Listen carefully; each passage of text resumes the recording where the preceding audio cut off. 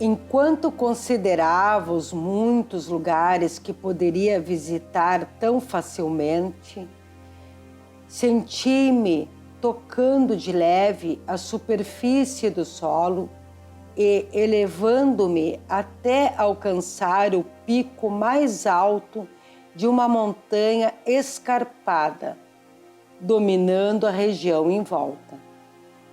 Tudo estava lá diante de mim. Senti voltar o meu entusiasmo. Como seria simples reunir as pessoas e compartilhar todo o meu conhecimento com elas.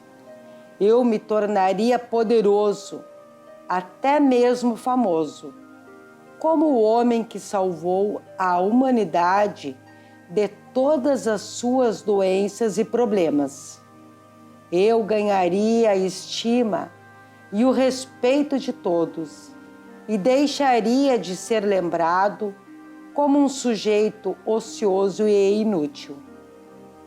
Com um tremendo choque, tudo que eu havia acabado de aprender há tão pouco tempo, há apenas algumas horas, voltou-me à mente com grande força e clareza.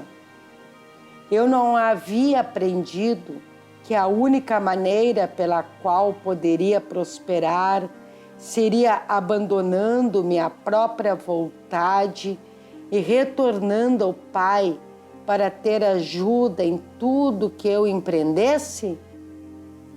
Então lembrei que a criação tinha seus próprios propósitos a cumprir.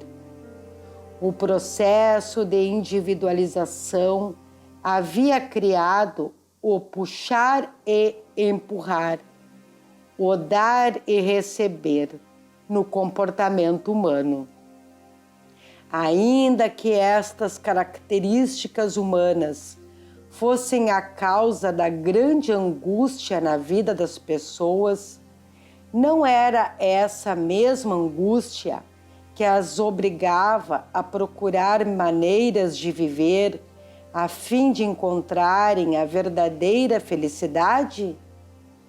Compreendi que os males da humanidade tinham seu lugar no esquema da existência humana.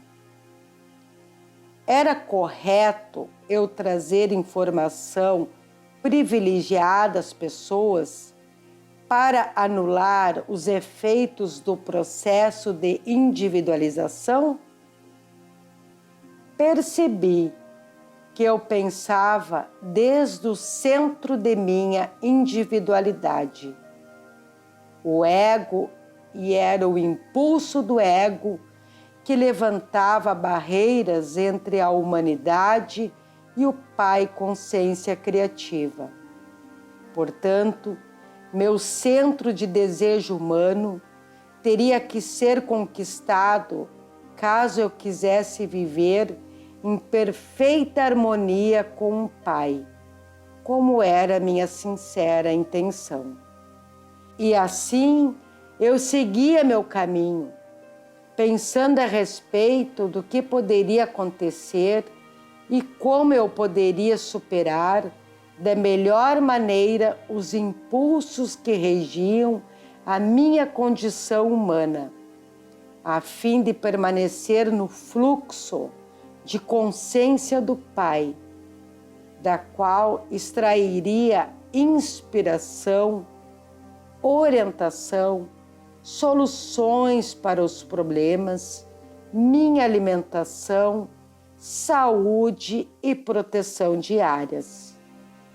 De fato, percebi que enquanto eu permanecesse dentro deste fluxo diário de consciência do Pai, nenhum mal poderia aproximar-se de mim e cada necessidade minha seria atendida. E o mais importante, a consciência do Pai, trabalhando por meio de mim, faria tudo o que fosse necessário para ajudar as pessoas com tanta necessidade de cura e conforto. Em todos os momentos, deveria superar a minha rebeldia contra a dura realidade da existência para escutar a voz interior e submeter-me à vontade maior do Pai. Esta vontade maior era o amor perfeito, dirigido unicamente para promover o meu bem maior. Seria uma tolice, pensei, continuar trilhando o caminho da vontade própria que até então ditava o meu comportamento. Foi então que me veio a inspiração para falar com as pessoas por meio de parábolas. Aqueles que estivessem preparados para receber o conhecimento entenderiam e fariam bom uso dele. Mas, como resultado disso, até mesmo os meus discípulos não puderam libertar-se o suficiente da doutrina judaica para poderem entender o princípio da consciência ou a atividade do poder criativo divino na criação. Até agora isso continua sendo um mistério para todos, com exceção dos espiritualmente iluminados. Mesmo as palavras espirituais de iluminação não podem ser plenamente compreendidas de imediato pela mente humana.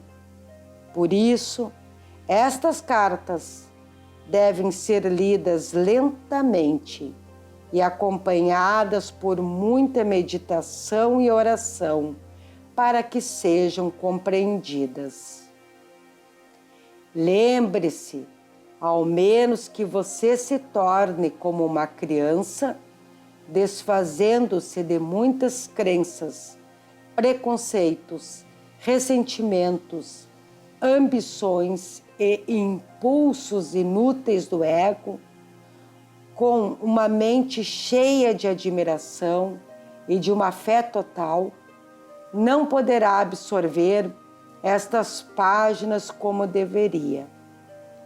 Para tornar-se uma criança, você deve fazer um esforço para despojar-se de todo o condicionamento mental do passado. Se você sofre mental, emocional ou fisicamente, é somente pelo motivo de que suas mais sinceras crenças não têm sido úteis para você. Elas não promovem o seu bem-estar. É tempo de examinar o seu esquema mental. Você está feliz com ele?